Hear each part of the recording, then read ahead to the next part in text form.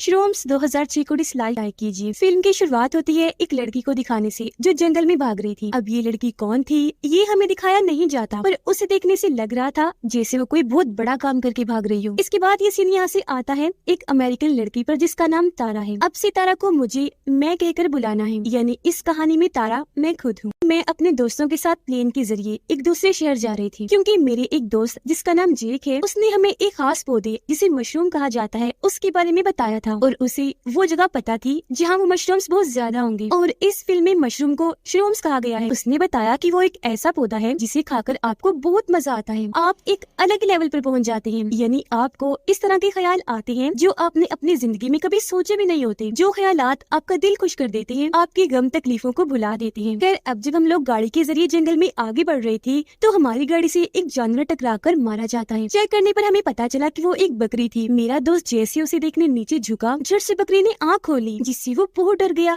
साथ ही उसे गुस्सा भी आ गया था। वो एक हथियार लेकर 3 से 4 बार उस पर वार करके मार ही देता है। उसकी इस हरकत पर सबको बहुत बुरा लगा, खास तौर पर मुझे। मैंने उसे कहा, किसी जानवर के साथ ये सलूक अच्छी बात नहीं, अगर कोई तुम्हारे साथ बिल्कुल ऐसे करे तो कैसे लगेगा तुम्हें। हमारी ये बात चल ही रही थी कि थोड़ी दूर झाड़ियों में 2 आदमी आकर खड़े हो जाते हैं, जिनके हाथ में कुल्हाड़ी थी, क्योंकि वो शिकार करने आई थी। दिखने में कैनिबल्स आदमखोर लग रही थी, इसलिए मेरे दोस्त जेक ने कहा कि अब से ये बकरी उनका खाना है। जिसके बाद वो खुद बकरी की टांग पकड़कर उनके सामने फेंकता है। वो दोनों उसे उठाकर काफी खुश हो गई, फौरन जंगलों में चले जाते हैं। और अब हम लोग आगे बढ़ के अपनी मंजिल तक आ गई थी, जहाँ हमें वो श्रूम्स ढूंढनी थी। यहाँ हम कैंपिंग करने का फैसला करते हैं, यानी टेंट लगाकर रहने का। पर इससे पहले जेक हम सबके मोबाइल्स ले लेता है, ये कहते हुए कि जब हम लोग श्रूम्स खा रहे होंगे, एंजॉय कर रहे होंगे, तो मैं नहीं चाहता कि मोबाइल्स की वजह से हम डिस्टर्ब हों। मोबाइल्स लेकर उसने गाड़ी में ही रख दिए और अब हम सारे लोग श्रूम्स ढूंढने लगे। मेरे 2 दोस्त जब श्रूम्स तोड़कर खाने लगे तो जेक उन्हें रोककर पहले श्रूम्स की खूबियां और खामियां बताने लगता है। कहता है कि जिस श्रूम के ऊपर काले रंग का निशान होगा उसे डेथ मशरूम कहा जाता है। तुम लोग गलती से भी उसे मत खा लेना, क्योंकि उसे खाकर या तो इंसान की फौरन ही दर्दनाक मौत हो जाती है, या अगर वो इंसान बच गया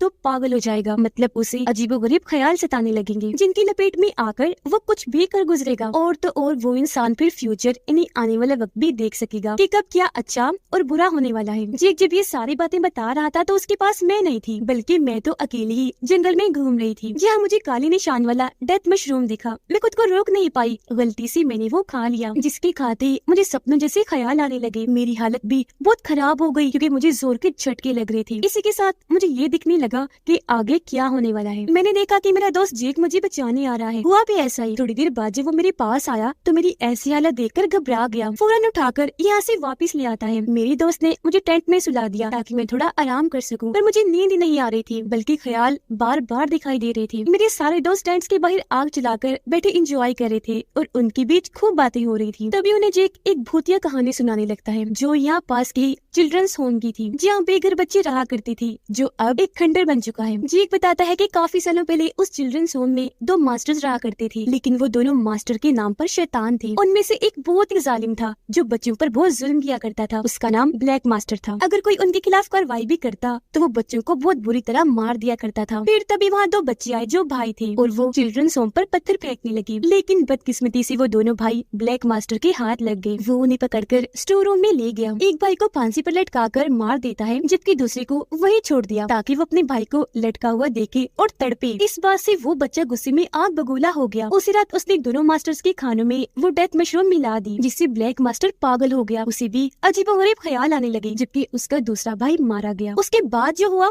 वो बहुत खतरनाक था। उसी रात 70 से ज्यादा लोगों को चीर फाड़ करके बड़ी बेरहमी से मार दिया गया, पर ऐसा किसने किया था कोई भी नहीं जानता था। अगली सुबह जब पुलिस छानबीन करने आई तो उन्हें वहाँ लाशों के साथ साथ वो बचा हुआ भाई मिला। सिर्फ एक लाश वहाँ से गायब थी, और वो थी ब्लैक मास्टर की। तभी से लोगों का मानना है कि आज भी इस जंगल और उस चिल्ड्रंस होम में ब्लैक मास्टर की आत्मा रहती है, जो यहाँ आए लोगों को बेरहमी से मारता है।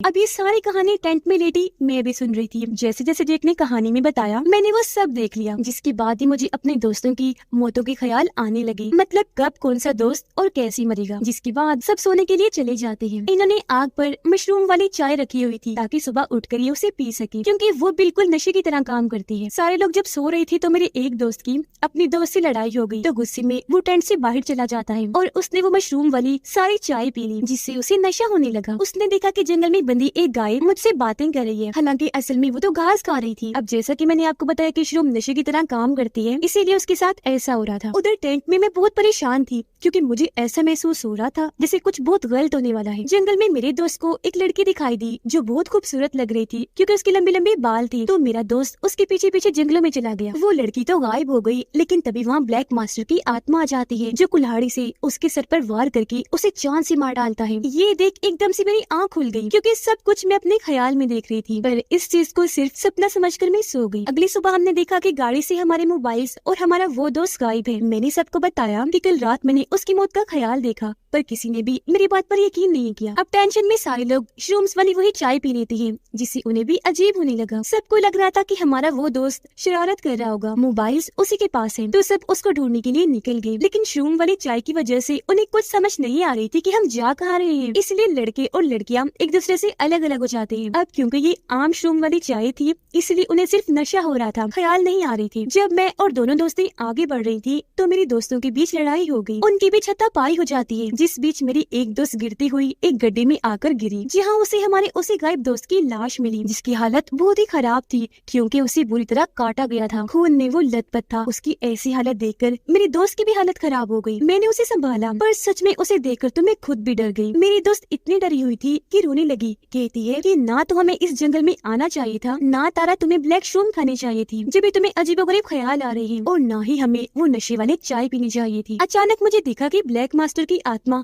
हमारा पीछा करते हुए यहाँ आ रही है। मैं काफी डर गई क्योंकि ये चीज सिर्फ मुझे ही दिखाई दे रही थी। मैंने इस बारे में अपने दोस्तों को बताया, वो भी काफी डर गई और अब हम तीनों यहाँ से भागने लगी। भागते भागते मेरी एक दोस्त हमसे अलग हो गई। मैं भी तेजी से भाग रही थी और बार बार पीछे मुड़कर देखने की वजह से एक पेड़ से टकराकर नीचे गिर गई, जिसके साथ ही मुझे अपने उस दोस्त के बारे में ख्याल आने लगा जो हमसे अलग हो गई थी। मैंने देखा कि वो उन कैनिबल जैसे दिखने वाले भाइयों के घर पहुंच गई है। अचानक वहाँ पे ब्लैक मास्टर आकर मेरी दोस्त पर हमला कर देता है। फिर अब ख्याल से बाहर आने पर मैं अपनी दूसरी दोस्त के साथ आगे बढ़ी और हम नदी किनारे आ गए, जिसकी दूसरी तरफ जेक और दूसरा दोस्त खड़े थे। जेक हमें कहने लगा कि जल्दी से चिल्ड्रंस होम पहुंचो ताकि वहाँ जाकर हम मदद बुला सके और यहाँ से निकल जाएं। इसी बीच मुझे अपनी उस दोस्त का ख्याल दोबारा आने लगा जो उन भाइयों के घर चली गई थी। मेरी दोस्त ब्लैक मास्टर से बचते हुए वहाँ से बाहर निकल आई थी। वो वहाँ से भागकर नदी में आ गई थी। इससे पहले कि आगे बढ़ पाती, ब्लैक मास्टर की आत्मा उसका पीछे करते करते यहाँ आ गई और मेरी दोस्त को कुल्हाड़ी से काटकर मार दिया और लाश को नदी में ही फेंक दिया। ये ख्याल देखते ही मैंने अपनी दोस्त को कहा कि जरा नदी चेक करो। जब मेरी दोस्त ने ऐसा किया तो उसी पानी में हमारी दोस्त की लाश मिली, जो देख वो बहुत डर गई। वो हैरान भी थी। उसने मुझसे पूछा कि तुम कैसे जानती थी कि इसकी लाश पानी में है। तब मैंने उसे बताया कि जब से मैंने वो ब्लैक श्रूम खाया है, मुझे हर किसी के ख्याल आ रहे हैं कि किसकी मौत कब और कैसी होगी, और इस हिसाब से अगला नंबर मेरा ही है। ये सुनकर मेरी दोस्त काफी डर गई क्योंकि वो सोच रही थी कि अगर वो मेरे साथ रही तो भी मौत ही मारी जाएगी। इसीलिए मुझे अकेले ही छोड़कर वो यहाँ से चली गई। पर उल्टा ही हुआ। वो नदी के रास्ते से जब आगे बढ़ रही थी, अचानक पानी में ब्लैक मास्टर की आत्मा आ गई। उसने मेरे इस दोस्त को भी कुल्हाड़ी से मार दिया। फिर जब मैं आगे बढ़ी तो मुझे भी नदी में अपने इस दोस्त की लाश मिली, जिससे मैं भी काफी डर गई और फौरन चिल्ड्रंस होम आ गई। यहाँ जेक और उसका दोस्त मदद के लिए सिग्नल भेजने के लिए जब रेडियो ढूंढ रही थी तो ब्लैक मास्टर यहाँ आकर जेक के दोस्त को भी मार देता है। ऐसा करने के बाद ब्लैक मास्टर ने जेक पर भी हमला किया, पर बिना सोचे समझी वो जल्दी से बाहर आया और छत से नीचे कूद गया। पर इस वजह से उस बेचारे की एक टांग बुरी तरह टूट गई। दर्द की वजह से वो बहुत चिल्ला रहा था।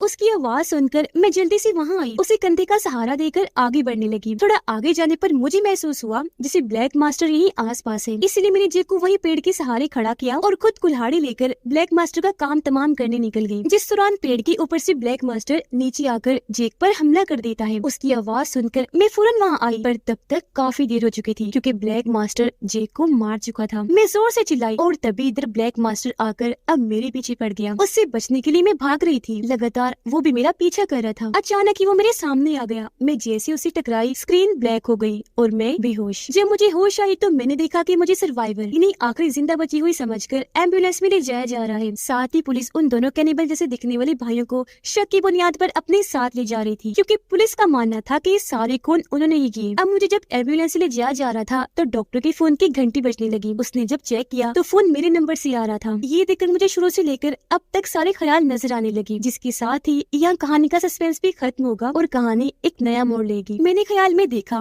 कि जब सबके फोन गायब हुए थे तब उससे पहले ही मैंने अपना फोन निकाल लिया था और फिर उसके बाद एक एक करके अपने सभी दोस्तों को मार दिया और उन सभी के फोन गायब कर दिए ताकि कोई भी मदद न बुला सके। मेरे दोस्त की रात के वक्त जब अपनी दोस्त से लड़ाई हुई थी, जब वो जंगल में गया था, गाय से बातें कर रहा था, तब उसके पीछे मैं भी जंगल में गई और मौका पाकर कुल्हाड़ी से उस पर वार करके मार दिया। फिर अगली सुबह जब मैं अपने दोस्त को ढूंढते हुए अलग हो गई थी तो मौका पाकर वहाँ मैंने ही अपने दोस्त को कुल्हाड़ी से मार दिया और उसकी लाश नदी में फेंक दी। फिर मैंने अपने दूसरे दोस्त को नदी में चेक करने को कहा और जब उसे चेक करने पर लाश मिली तो उसने मुझसे पूछा कि तुम ये सब कैसे जानती थी। तो मैंने उसे ये नहीं कहा था कि मुझे ख्याल आया, बल्कि मैंने उसे सच बता दिया था कि ऐसा मैंने ही किया है, यानी उसे मैंने ही मारा। ये सच जानकर वो मुझसे डर कर भागी थी, इसीलिए मौका पाकर मैंने उसका भी खेल खत्म कर दिया। फिर जब मैं चिल्ड्रंस होम आई और जेक और उसका दोस्त जब अलग हुए तो मैंने इस मौके का भी फायदा उठाया। सबसे पहले मैंने जेक के दोस्त को मारा, बाद में जेक पर भी हमला किया, पर क्योंकि उसने मेरा चेहरा नहीं देखा था इसलिए वो डर की वजह से वहाँ से भागा और छत से कूद गया। फिर उसे जंगल में ले जाते वक्त जब मैं कुल्हाड़ी लेकर ब्लैक मास्टर को मारने के बहाने गई तो मैंने उसे जेक को ही मार दिया। उसे मारने के बाद फिर मैंने अपने फोन से पुलिस और डॉक्टर्स को यहाँ बुलाया और उन दोनों भाइयों को इस केस में फंसा दिया जो बेकसूर थे। ख्याल से वापस आने पर मैंने डॉक्टर से मदद मांगी और एकदम वहाँ खामोशी छा गई, जिसके अगले ही पल मैं एकदम से एम्बुलेंस की खिड़की पर आई। मेरे हाथ खून से भरे हुए थे और हाथ में कैंची पकड़ी हुई थी, जिसका मतलब मैंने उस डॉक्टर को भी मार दिया। ऐसा करने के बाद मैं एम्बुलेंस से उतरकर दोबारा जंगलों में भागने लगी और ये शुरुआत वाला सीन है जहाँ उस वक्त तो हमें दिखाया नहीं गया था कि लड़की कौन है, पर यहाँ समझ लग गई कि वो मैं ही थी, यानी तारा। अब यह सवाल ये बनता है कि तारा ने वो सब क्यों किया, तो इसका सिंपल जवाब है उस ब्लैक डेथ मशरूम की वजह से। उसने ही तारा से वो सब करवाया, क्योंकि जेक ने तो मशरूम के बारे में पहले ही सब कुछ बता दिया था कि डेथ मशरूम्स खाने के बाद इंसान को ऐसी चीजें नजर आती हैं जिनके बारे में इंसान कभी सोच भी नहीं सकता और वो इंसान बहुत ही खतरनाक रूप की बात पागल हो सकता है। और बिल्कुल ऐसा ही तारा के साथ हुआ। डेथ मशरूम्स खाकर वो मरी तो नहीं, बल्कि ब्लैक मास्टर की कहानी सुनकर श्रोम्स ने उसकी दो सोचें बना दी। जहाँ एक तरफ उसे ऐसा लग रहा था जैसे मुझे अपने दोस्तों की मौत का ख्याल आ रहा है कि ब्लैक मास्टर किसे कब और कैसे मारेगा, हालांकि ब्लैक मास्टर जैसा कोई कैरेक्टर कभी था ही नहीं। दूसरी तरफ वो खुद ही एक एक करके अपने दोस्तों को मार रही थी। जब उसे ये बात पता चली तो उसके बाद भी वो नहीं रुकी। हकीकत जानते हुए भी उसने डॉक्टर को मार दिया और जंगलों में भाग गई, जिसका मतलब कि वो अपने दिमाग को नहीं बल्कि उसका दिमाग उसे कंट्रोल कर रहा था, क्योंकि उसका दिमाग डेथ मशरूम खाने की वजह से पागलपन की आखिरी लेवल पर था, इसलिए उससे ये सब करवा रहा था। इसीलिए कहते हैं कि इंसान को किसी भी किस्म का नशा नहीं करना चाहिए, क्योंकि ये नाम ही बुरा है। जो आज बेशक आपको सुकून दे रहा है, आपको इससे कोई नुकसान नहीं हो रहा, पर एक दिन ये बुराई खुद को साबित कर ही देती है आपका नुकसान करके। तो इसीलिए हमेशा नशे और ऐसी चीजों से दूर रहिए और महफूज रहिए। इसी मैसेज के साथ ये मूवी इधर ही खत्म हो जाती है।